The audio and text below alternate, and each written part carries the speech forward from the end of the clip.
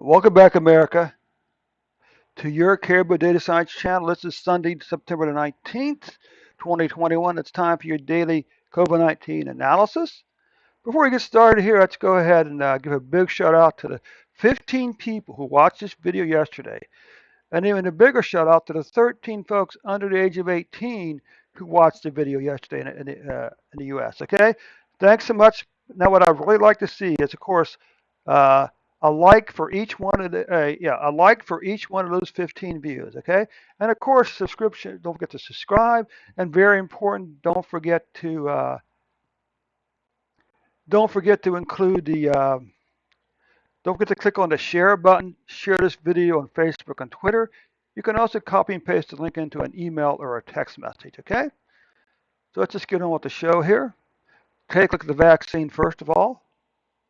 Now, the thing we have to keep in mind about the vaccine is two things. First of all, it will not keep you from getting COVID-19, okay? It may not even keep you from dying from COVID-19. The best we can hope for is that it'll reduce the chances, that it'll reduce the two best things we can hope for the vaccine. The first question is, should you get vaccinated? Absolutely. There is not a single good medical reason for not getting vaccinated. Okay, period. Sorry. Sorry, if you want to be, of course, if you want to be selfish and not care about anybody but yourself, yeah, then don't get vaccinated, all right? But anyway, two things the vaccine can do for us. One, it can reduce the severity of the disease, of the symptoms. And by reducing the severity of the disease, it can reduce the chances that we're going to die from COVID-19. But it will not keep you from getting COVID-19, and it may not keep you from dying from COVID-19, okay? But unfortunately, I don't know if we're actually tracking the vaccine results for deaths, the effects of, I don't know, are we actually tracking the number of cases where people were vaccinated and the number of deaths when people were vaccinated?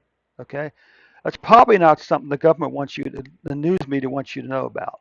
Okay, but anyway, you can see currently the U.S. has administered 383, let's say 384 million doses. Of those doses, 210.7 million have received a single treatment, and while 180.5 million have received a full treatment. So let's take a look at the percentages here. Currently, 63.5% of the population has received a full treatment, a single dose, and 54.2% have been fully vaccinated. Now, the question is, what percentage of the population over 65 have been vaccinated? If that's the highest risk groups, then that's a very good barometer to look at. How many of the people over age 65, what percentage of people over age 65 have been vaccinated, okay? So let's just come over here and just look at the daily numbers. Now, one of the curious things about how COVID-19 is tracked in the U.S. is that we count the cases and deaths from the very first case back in January 2020 and the very first death back in February 2020, up until today.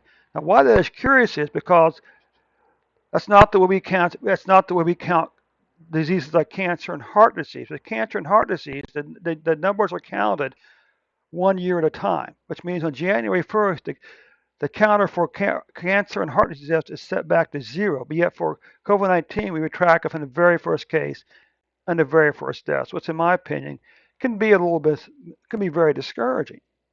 Because you know what? These numbers have no place to go except for up. And that's why it's discouraging to look at the numbers as a whole for the entire time. All right? But anyway, this is the current year.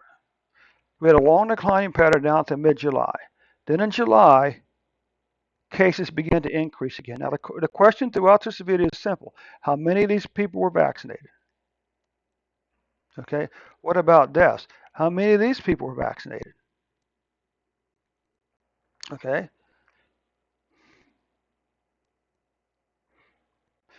This is the total number of cases for 2020 versus 2021. What you can see here is 2021, 3 months ago, still has already had more cases than 2020, despite a massive vaccination program. Okay? This is deaths by year. I'm still holding out hope that the vaccine will keep the 2021 deaths below the 2020 number with 3.5 months to go. Now, what this looks like is let's only be concerned for this video, for this particular plot from July to July. Okay, if you ignore this part here, look back over here. You know, these two numbers here are almost mirror images of each other. 2020 goes up, 2021 goes down. Same thing with deaths. You know, from July to July, this is almost a mirror image. Okay. What about new cases by date? I need to come back over here and change this to do something else, I think. Well, as of September the 18th, we had 5,684 cases for a single day. For the 7-day period ending September the 11th, we were averaging 14,686 deaths per day, or cases per day. What about deaths? Well, but of course the question is the same thing back up here. How many of these people over here were vaccinated? What about deaths? Well, you can see deaths are still spiking at above September 16th of 3,393 deaths for a single day. What about the daily cases? So for the 7-day period ending September the 11th, we were averaging 1,786 deaths per day. So again, the question is, how many of these people were vaccinated? And how many of these people were vaccinated?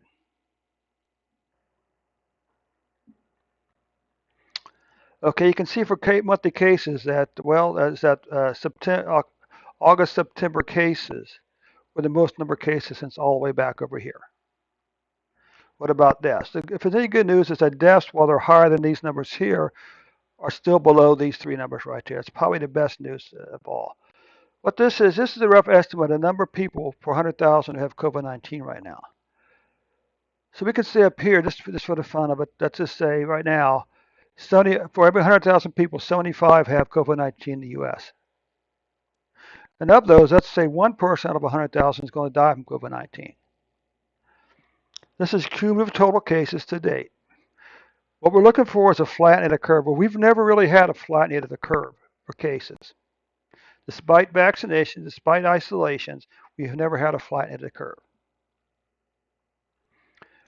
We've never had a flattening of the curve despite all the restrictions in place in the vaccination. We've never had a flattening of the curve for COVID-19 deaths in the U.S.